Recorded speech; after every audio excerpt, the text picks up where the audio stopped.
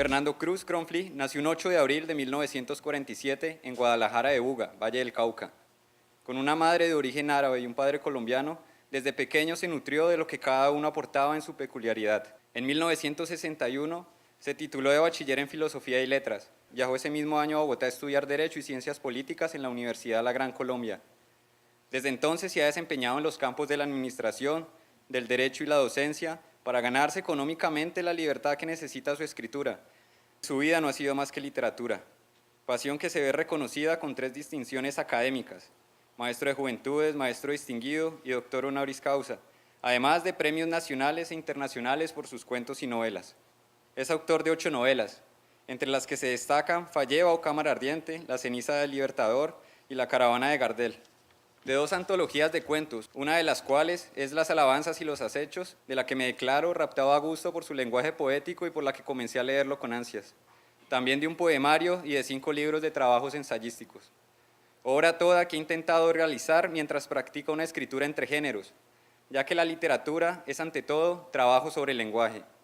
Desmedido trabajo que lleva a cabo como una fiera encima de sus novelas, encarnizado durante años, en un esfuerzo que se dirige siempre hacia la poesía. Este lenguaje poéticamente trabajado no solo hace posible el puente entre poesía y novela, sino que relaciona estrechamente su pensamiento filosófico y reflexivo de sus ensayos con su creación ficcional. Es por eso que su narrativa está llena de personajes sumergidos en una sociedad que les impide conducir su vida y sus acciones, condenados sin más remedio a un provincialismo oscuro de mandatos católicos y supersticiosos, pero deseosos de una modernidad que no comprenden. Todo bajo el aire de la velocidad y fugacidad de las imágenes que se suceden una tras otra en un círculo inacabable pero siempre repetido, que impone modas y consumo. La modernidad hizo posible a Fausto del gran Goethe. Lo configuró a su medida, lo alimentó con potajes modernos, le abrió los ojos que puso por fuera de las órbitas. Fausto, por ambición moderna, negociante de su propio espíritu, decide instalarse en la experiencia del naciente mundo del arribismo, las envidias comparativas, la riqueza, el poder y el deseo. De esta manera, instalado en el espíritu de la modernidad, Fausto se propone convertir en experiencia vivida ese espíritu de la época. Esta sola referencia bastaría para sugerir que la modernidad produjo en Occidente radicales transformaciones en la subjetividad humana, y esto, en principio, a partir del Renacimiento. Siempre he pensado que la subjetividad humana es el conjunto de representaciones que nos hacemos de nosotros mismos, que nos hacemos del mundo que nos rodea, donde nos instalamos a vivir en ese mundo de representaciones mentales y desde donde nosotros actuamos. Desde aquella memorable coyuntura que significó un quiebre histórico, hasta hoy, la modernidad occidental ha continuado modificando la subjetividad a través de oleadas modernizantes superpuestas al núcleo moderno básico que, a mi juicio, se conserva. Sugiero, en consecuencia, que no hay entonces, en rigor, tiempos denominados posmodernos, un poco impropiamente, sino más bien transformaciones modernas superpuestas desde el Renacimiento hasta nuestros días, algo así como una alta modernidad, una baja modernidad, una modernidad y una sobremodernidad contemporánea. En lo fundamental, la modernidad nuclear fue instaurando un particular modo de pensar la vida, de vivirla y de asumir la experiencia del tiempo y enfrentar la cotidianidad que día por día se desgarra del calendario sin mayor pena y menos gloria. Días cada vez más comunes, rutinarios e intrascendentes. Y todo esto engastado en el principio de individuación, como vector en despliegue creciente. El exceso de modernidad propio de los tiempos actuales, que suelen definirse como posmodernos, no cesa en su tarea de continuar transformando la subjetividad, es decir, ese mundo de representaciones. Y lo hace precisamente mediante la exacerbación y desborde del principio de individuación, que es el axial privilegiado del sujeto moderno. A tal punto ha llegado esta exacerbación que el sujeto moderno clásico de los siglos precedentes, tipo siglo XVIII o XIX, difícilmente conseguiría reconocerse en el actual formato de la subjetividad sobremoderna contemporánea. Formato demasiado distante del otrora sujeto crítico kantiano y del sujeto neurótico freudiano, según Danny Robert Dufour. Las conmociones y transformaciones ocurridas en la subjetividad moderna se filtran, por supuesto, en el campo simbólico y la cultura a medida que ocurren. De este campo cultural y simbólico hacen parte privilegiada las creaciones literarias. Y no es extraño que incluso la literatura se anticipe y anuncie de manera profética estas transformaciones ocurridas en la subjetividad. Así, una de las tareas principales del trabajo crítico literario, al menos tal como yo lo entiendo, es, con certeza, poner bajo evidencia las repercusiones que en las arboledas literarias produjo la emergencia de la subjetividad moderna a partir del Renacimiento, así como el posterior despliegue del principio de individuación hasta nuestros días. Una de aquellas esenciales repercusiones del principio de individuación fue, entre otras cosas, el brotar del ensayo y la novela como géneros modernos, específicos y autónomos. El ensayo con Montaigne, en su atreverse a pensar por sí mismo, y la novela en el haber decidido enfrentar las vidas humanas al azar y a la casualidad del mundo, como ocurre en Quijote. Ahora bien, de la mano del capitalismo, la modernidad derivó en urbanización de la existencia, proceso conducente a la desruralización de la vida y de la mente, al declive de las tradiciones y el fin del encantamiento y de una cierta inocencia del mundo. Toda la literatura moderna registra este singular proceso de urbanización de la existencia, desde Dostoyevsky a Baudelaire, pasando por Víctor Hugo y Dickens. En este contexto, que obra como campo fundacional de la literatura moderna, el ser humano pasa a convertirse en obra de sí, en hechura de sí mismo y de nadie más. Desde Cervantes hasta el Sartre de los Caminos de la Libertad y el inmenso Albert Camus, el horizonte de la modernidad no ha sido más que el declinar de la creencia en la predestinación o plan de vida trazado por la razón divina externa a este mundo. La marioneta humana que en tiempos premodernos nacía programada de alguna manera a cumplir designios asignados desde fuera de sí, debe renunciar a su papel de marioneta para asumir ahora su destino por cuenta propia. Y durante la Ilustración, en la baja modernidad, los seres humanos han llegado a la mayoría de edad, según Immanuel Kant. Y esta es la metáfora que él utiliza en ese libro lindo sobre la Ilustración. Los niños que éramos pueden ahora, gracias a la Ilustración, soltarse de la mano de los dioses. El campo de las decisiones humanas autónomas toma fuerza desde Pico de Admirándola. Quien ve ahí el espacio ideal para pensar la especificidad de la dignidad humana. Se impone el cálculo racional de medios y de fines, ahora humanos, para sacar adelante el proyecto individual en que ha quedado convertida su propia vida. La modernidad se expresa entonces paralelamente como un desencantamiento de las imágenes del mundo, y sigo aquí a Max Weber. La guirnaldería moderna se expresa como un saber científico y técnico. En la astronomía, Copérnico lleva a cabo la matematización del espacio, que antes se llamaba cielo. Según Thomas Kuhn, el epistemólogo historiador de la ciencia, con posterioridad al Renacimiento, la copernización de la mirada se esparce sobre el mundo de tal manera que el mismo Copérnico no alcanzó a ser suficientemente consciente del deslumbrante alcance de lo que hizo en términos de laicización de la cultura. Todo lo anterior se expresa concomitante al creciente despliegue de la dimensión individual y la correlativa desintegración del sujeto colectivo o manada unitaria. Los pegantes de parentesco y tradición, mitos y leyendas comunes propios de la manada monofónica, en la baja modernidad pasan a ser sustituidos por lazos civiles que las instituciones jurídicas y estatales regulan. La cultura monofónica cede su lugar de predominio a la cultura polifónica.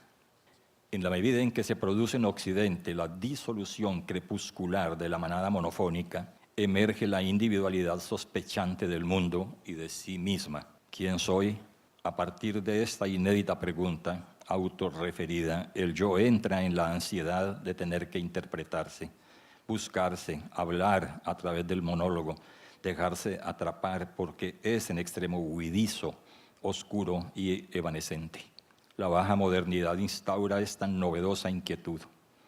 Ya no es claro quién soy, ya nunca más será posible decirlo como un saber acabado. Y entonces Shakespeare, esclavado en los inicios fundacionales de este inmenso mar de incertidumbre. Según Harold Bloom, por primera vez en la historia de la literatura, alguien como Hamlet conversa consigo mismo y en su hablar interior se transforma y se convierte en obra de sí, en escultura tanto de su propia mirada como de su murmurar interior. Quijote, contemporáneo de Hamlet, es también obra de sí. Antes Don Alonso, Quijote, el de la Mancha, crea su propio mundo como condición espacial de época que le permita empezar a cabalgar a la deriva con la mente hundida en otro tiempo. Lo imaginario es ahora su mundo real. Se bautiza a sí mismo como caballero y de esta manera convierte en realidad ambulatoria su existencia. Al fundarse a sí mismo, Quijote queda convertido en siervo de su nombre y a este nombre que se ha impuesto le hace el inmenso honor de vivirlo de ahí en adelante. Bautiza también a su amada Aldonza, ahora para la historia de la literatura convertida en Dulcinea, y produce incluso la transubstanciación del rocín, que hasta entonces era un desaliñado caballo. Ustedes buscan en el diccionario rocín y es un caballo enclenque, un caballo de carretillero, pero ese rocín dejó de ser lo que era, para dejar claro que por la voluntad de sí, el rocín desaliñado pasa a llevar por nombre el rocín que era antes, Rocinantes. El caballo de Quijote se convierte también en hechura de su nombre. Hágase el rocín y el rocín se hizo Rocinante. A partir de ese acto de refundación del mundo convertido en campo de despliegue de su nombre y de su sueño de aventura singularizante, Don Quijote echa a andar como caballero anacrónico. Su deber ahora es enfrentar lo que se le cruce por delante. El viejo designio de los dioses, escrito desde siempre en algún cuaderno oculto llamado destino, en Quijote transmuta en azar y casualidad. Se hace allí trizas la predestinación, siento eso. Palidece la razón divina, entendida como inteligencia planificadora del curso de la vida de hombres y mujeres desde las afueras de este mundo. Con Quijote, la vida, como azar, casualidad y aventura, adquiere otro sentido. Se trata ahora de enfrentar lo que salga, lo que se cruce por delante, sea lo que sea. Ya no más el destino, sino el encantador azar y la nuda casualidad. Pero el palidecer de la predestinación protectora terminó por arrojar a los seres humanos en el abismo sin fondo de sus propias manos. Esto no solo debió ser desgarrador, sino desconcertante. La libertad ética propia del sujeto moral infunde miedo porque pone en juego la responsabilidad, tanto más en tiempos en que apenas nacía para prometer un salto al vacío de sí. ¿Cómo así que yo debo encargarme de mi destino, ahora como sujeto moral instalado en este nuevo mundo lleno de tentaciones? ¿Cómo así que yo debo gobernarme a mí mismo, ahora bajo el principio del libre albedrío? Salvarse o condenarse ya no fue más asunto del destino o el capricho divino, sino decisión libre de cada quien en uso de su autonomía, signo de modernidad. La modernidad es la causante de la instauración de la libertad, de la autonomía y la responsabilidad individuales.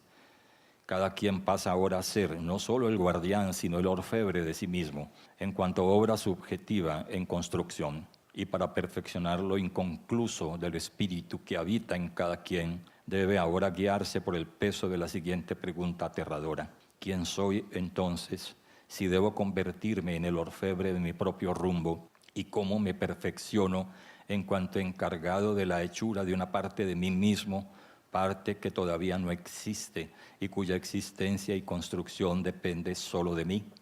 ¿No es esta precisamente la más sublime tarea de autoconstrucción a cargo del sujeto moderno? Solo de esta manera podemos lograr entendimiento de aquello que Fichte filósofo alemán, escribe según cita que de él encontré en Peter Sloterdijk. Dice Fichte: soy absolutamente mi propia criatura. No quería ser naturaleza, sino mi propia obra, y me he convertido en ella porque lo he querido. La emergencia de este sujeto moderno que se abre a la libertad como ausencia de barreras para intentar configurarse como obra de sí, instaura una inquietante paradoja en cuanto la libertad no existe sino en la medida en que vayan ocurriendo en el tiempo y en el espacio los sucesivos actos de la decisión del yo, que se debate delante de las posibilidades múltiples que ofrece la vida en el subfluir evanescente.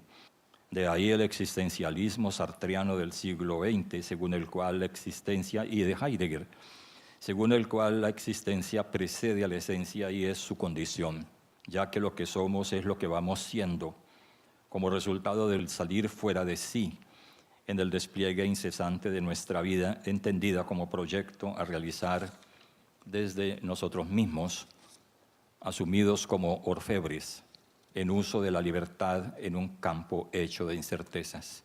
¿No es este precisamente el mundo de la novela como género literario en cuanto los personajes son lo que van siendo en el despliegue de sus vidas, según las situaciones que en el espacio y en el tiempo ocurren al arbitrio del autor, aunque en el ejercicio de sus autonomías los tales personajes escapen a los designios de quien los escribe, Dios de sus vidas, y con cuyas libertades el escritor entra en combates que en la mayoría de las veces pierde? Este campo cultural le permite decir a Montaigne, en su hablar íntimo con Etienne de la Poésie, su amigo del corazón completo, que él mismo es el tema del que se ocupa su inquietante libro de puntos de vista tan propios y tan personales. Nace entonces el ensayo, hasta este momento inimaginable como género literario, porque en los campos culturales propios de la manada ancestral o de la teología dogmática, el pensar por sí mismo en libertad es no solo impensable, sino inadmisible en cuanto señal de satanismo y posesión demoníaca. El sujeto moderno es entonces un romper amarras con la manada real o simbólica que arropa y abriga. Es un atreverse a emprender la búsqueda de un cierto interior oculto que brota desde adentro como una sustancia propia de sí, que antes no hacía parte de los planes de búsqueda ni del repertorio de sus preocupaciones. Este interior asombra. Se trata de algo que los seres humanos desconocen y que los sitúa frente al abismo de la autocontemplación jamás satisfecha. Por este camino se impone la permanente sospecha de sí mismo y del mundo alrededor. Y viene el siglo XIX. Debajo del batido de la razón inteligente y lúcida, muge la fiera, de la que según dicen es imposible ponerse a salvo porque está ahí a modo de emanación de la cosa animal que somos, agazapada a la sombra de nuestra propia ropa. Entonces Freud.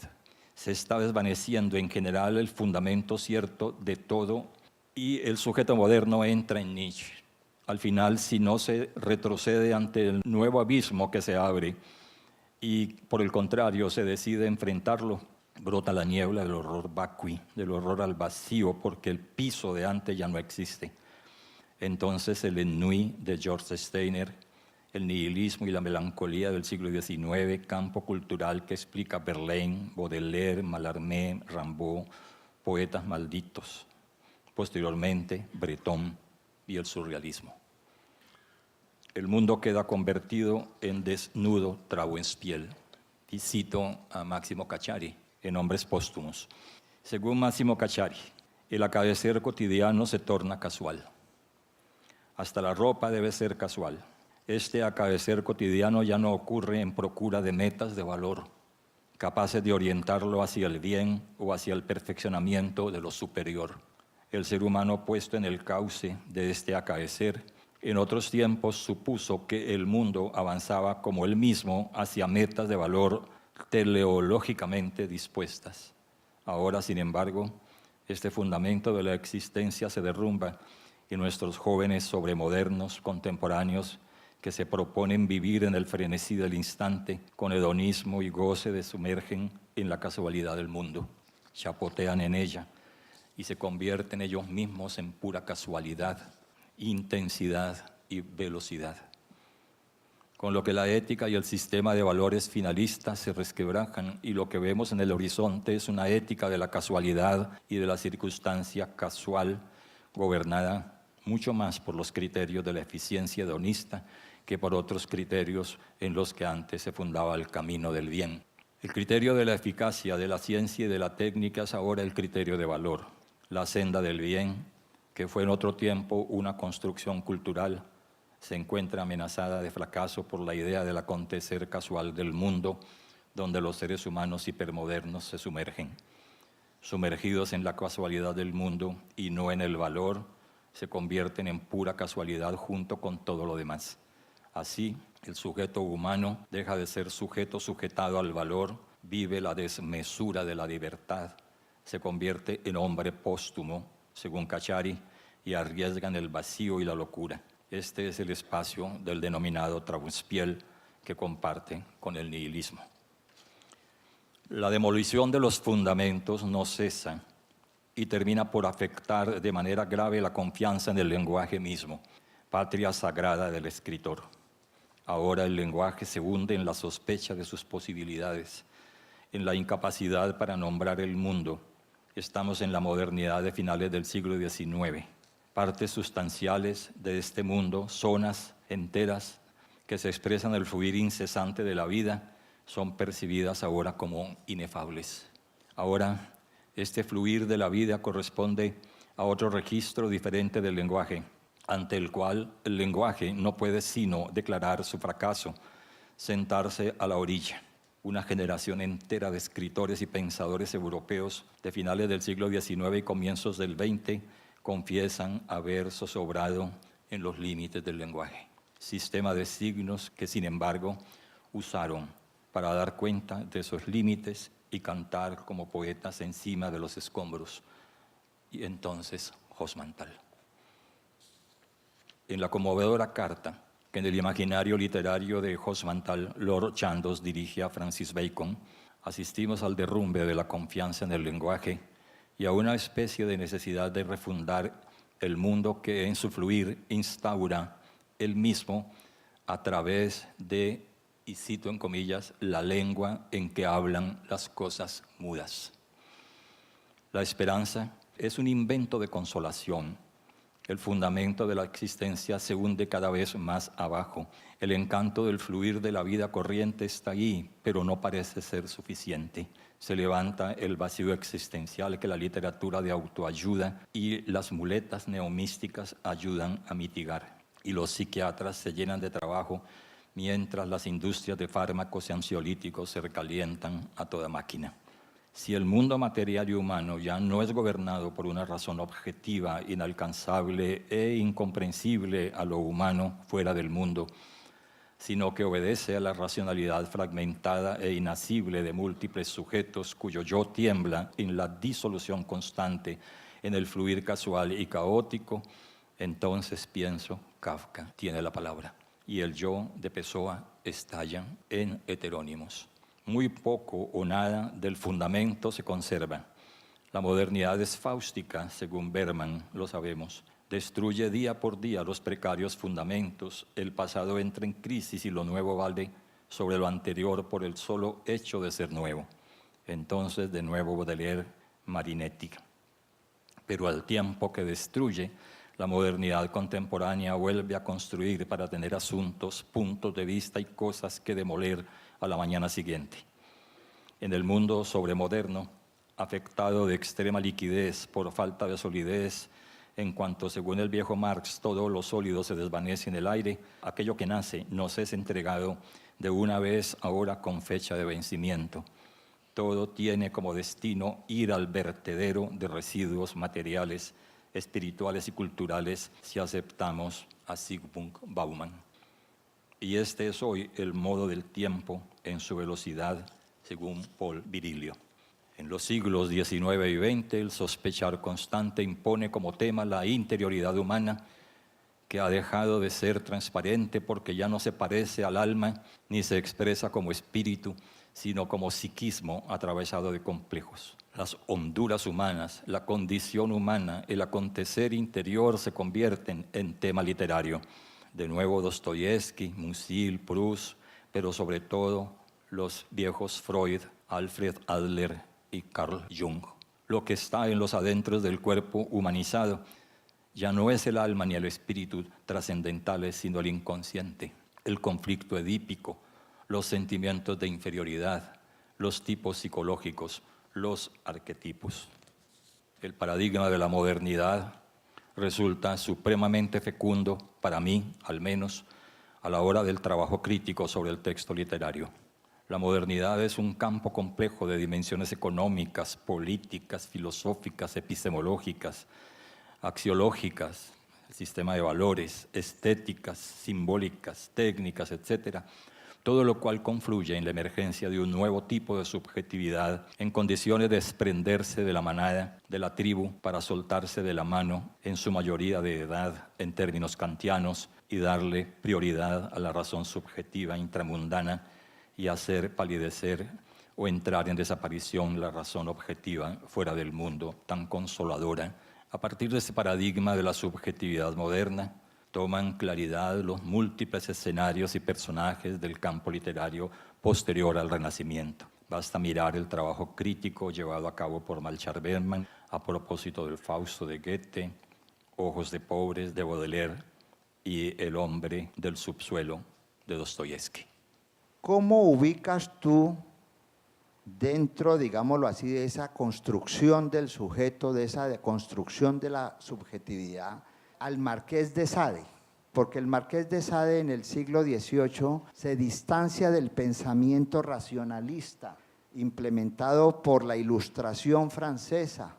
El Marqués de Sade dice de una manera categórica que él no cree en la razón, sino que cree en la naturaleza. Y en segundo lugar, ¿cómo ubicas tú a ese joven poeta precoz, Rimbaud, cuando justamente, mientras unos, digámoslo así, intelectuales y filósofos están en pro de la construcción del yo y del sujeto, Rimbaud nos está diciendo es otra cosa, nos está diciendo es que el sujeto se construye es en relación con el otro y que eso es lo que está en crisis en la modernidad actual. Es evidente que hay una corriente racionalista dominante en el mundo moderno.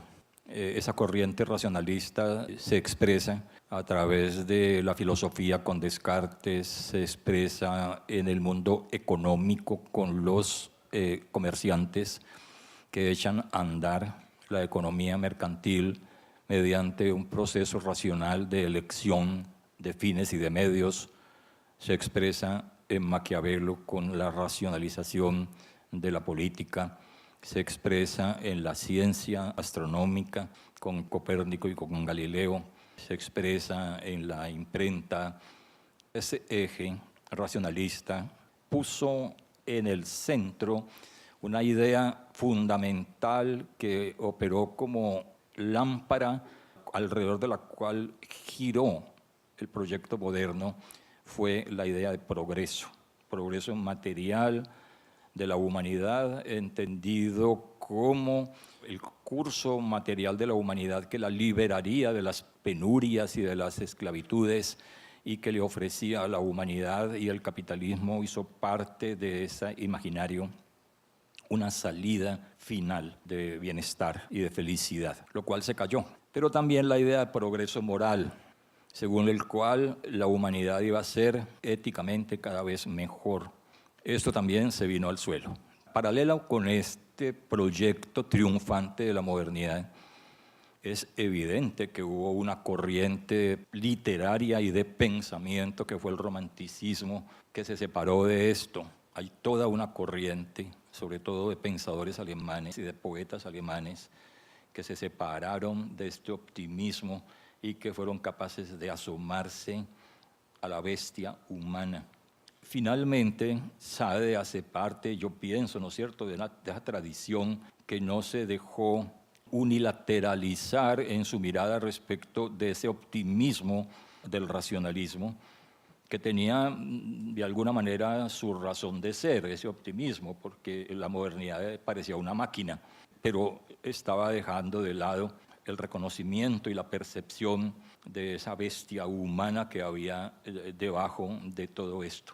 Y entonces yo creo que, claro, Sade no es, dijéramos, un pensador normal, es decir, no hace parte de la normalidad, como tampoco lo fueron los pensadores románticos, porque la modernidad tiene su otro lado, dijéramos, el lado más visible y aparente no pudo ocultar el otro lado. Y entonces uno encuentra que parte de la crisis de lo moderno se expresa, a mi modo de ver, en una profunda crisis del optimismo antropológico.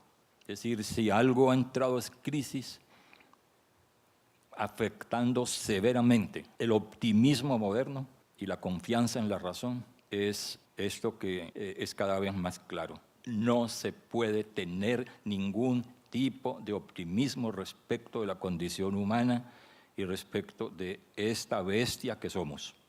Obvio que esta bestia que somos ha logrado desarrollar dispositivos morales de control sobre la pulsionalidad. Si no fuese así, estaríamos desbordados. Lo que queda claro con los estudios de Heidegger sobre la especificidad humana y Giorgio Agamben en Lo Abierto es que nosotros los seres humanos nos salimos de la naturaleza sin poder salirnos. ¿De qué nos salimos realmente? De las leyes del instinto. Si nosotros nos salimos de la instintividad, como nos hemos salido, nos hemos tenido que venir a refugiar en otro anillo diferente del anillo natural.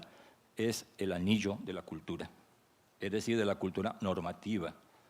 Yo tengo como una sospecha. Yo no sé si esta noción de la baja modernidad y la media modernidad y la alta modernidad sigue siendo teleológica. Es decir, se sigue uniendo un poco a la idea que tuvo Hegel del desenvolvimiento de alguna manera del espíritu absoluto, ¿no? En el origen, la poli griega, luego el cristianismo en Roma, el estoicismo y finalmente la Revolución Francesa. Kant también se lo planteó así.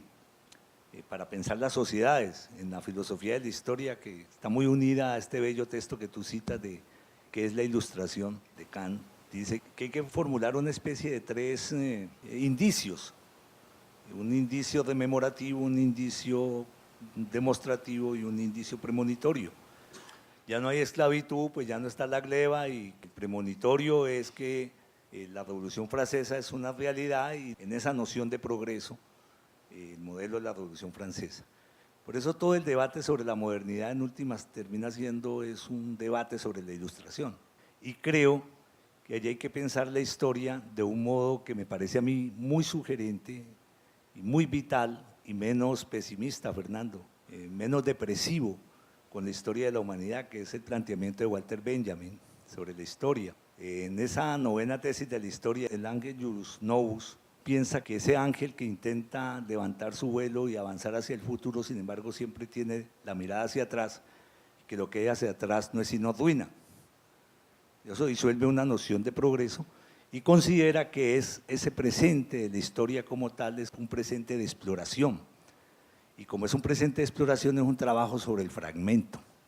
Es un trabajo enorme sobre el fragmento, desde el cual es posible obtener nuevas perspectivas de lucha, de transformación en la sociedad, perspectivas para el arte, perspectivas para la cultura en general. Porque en toda tu intervención yo veo como si en cada época hubiera una homogeneidad, y los sucesos para ningún momento histórico han sido homogéneos, entendiendo modernidad como el modo de ser hoy. En todos los momentos hubo un modo de ser hoy, siempre lo hubo, pero no hubo una totalidad, una homogénea. Empiezo por el pesimismo antropológico, no porque yo practique el pesimismo antropológico, sino porque fue tanta la euforia y tanta la confianza en la razón y en las potencialidades humanas que ese optimismo hizo crisis, pero no porque considere el futuro de la humanidad desde una perspectiva apocalíptica, no para nada. Más bien creo en el eterno retorno de lo mismo. porque la condición humana está allí y hace parte de la condición humana lo uno y lo otro. Es que la modernidad sí tuvo un excesivo optimismo antropológico. Lo practicó, lo formuló, etcétera. Y eso hizo parte de muy buena parte de su proyecto y de la idea de progreso. No sé si tengo un sesgo freudiano o psicoanalítico, en el sentido de que nosotros, los seres humanos, no dejamos de ser animales ni de estar gobernados por todo ese mundo pulsional. Pero también dije que la humanidad ha diseñado dispositivos de control sobre toda esa pulsionalidad y ha sido muy exitosa. Yo pienso que hay un gran autor alemán, Peter Hanke, que habla de los fragmentos, la vida como permanente, vivir instantes. Yo tomé un poco la clasificación que se hizo en un tiempo sobre la Edad Media, porque la Edad Media no fue en bloque la Edad Media, entonces no fue homogénea. Para transponerlo a la modernidad, para dar la idea de que la modernidad no ha sido homogénea, es exactamente esa la idea. Incluso hablar de la hipermodernidad es para dar cuenta también de las transformaciones de lo moderno, porque si bien es cierto, la modernidad no fue homogénea porque sí tuvo transformaciones y modificaciones dentro de lo moderno. Hay una cosa que es muy importante, y es que a esto de la modernidad hay que hacerle una cartografía cultural, porque es que no es lo mismo, bueno, esto se ha dicho, el ingreso de América Latina en el mundo moderno, cuando tenemos fuentes culturales como la afro, como la aborigen, como la española, y la presencia de las formas contemporáneas de la modernidad. Incluso yo he venido trabajando en otro texto, no el concepto de hibridaje cultural, que me parece que puede ser superado por el concepto de coexistencia de diferentes sistemas de pensamiento en una misma mente y en una misma cultura. Es decir, nosotros tenemos una configuración cultural en donde es posible la coexistencia de sistemas de pensamiento que pertenecen no a épocas distintas, sino a culturas distintas.